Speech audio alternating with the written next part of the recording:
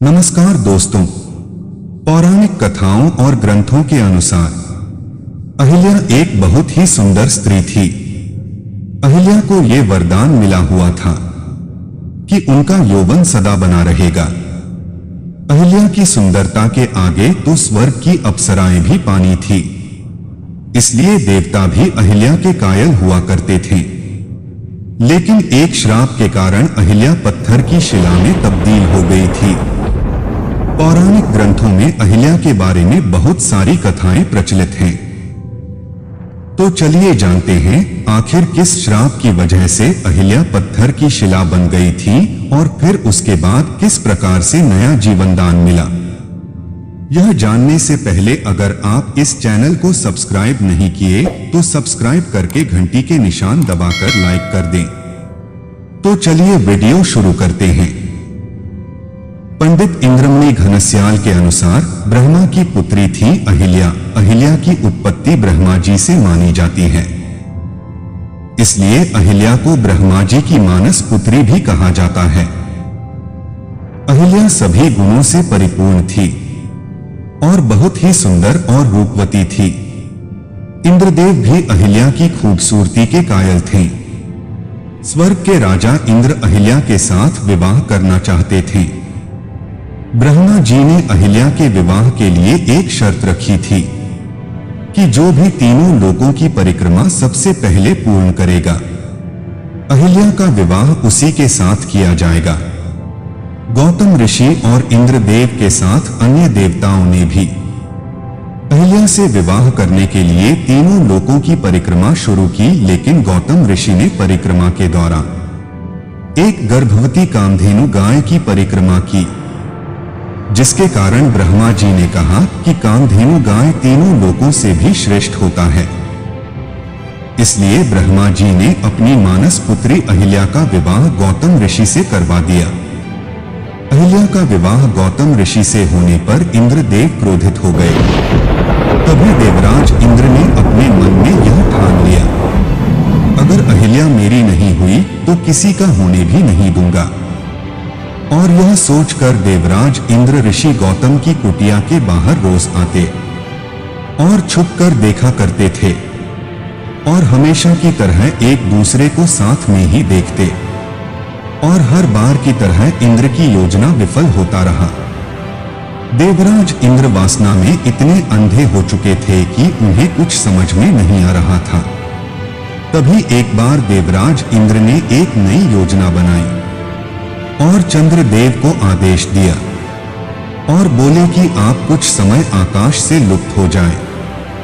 तभी चंद्रदेव ने कहा, महाराज यह तो प्राकृतिक नियति के विरुद्ध है, इससे सृष्टि का संतुलन बिगड़ सकता है। देवराज इंद्र ने आंखें दिखाते हुए कहा, ध्यान रहे चंद्रदेव, यह देवों का राजा इंद्र का आदेश है। चंद्रदेव, क्षमा करें महाराज, किंतु मैं ज्यादा देर तक लुप्त नहीं रह सकता। फिर देवराज इंद्र के आदेशानुसार चंद्रदेव अर्धरात्रि आकाश से लुप्त हो गए। तभी धरती पर पशु पक्षियां चहकने लगे। तभी गौतम ऋषि और उनकी पत्नी अहिल्या को लगा कि भोर हो गया है। तत्पश्चात गौतम ऋषि हाथ में कमंडल और पूजा की थाली लेकर अपनी पत्नी से कहा, देवी मैं गंगा स्नान और सूर्य नमस्कार कर हो आता हूँ।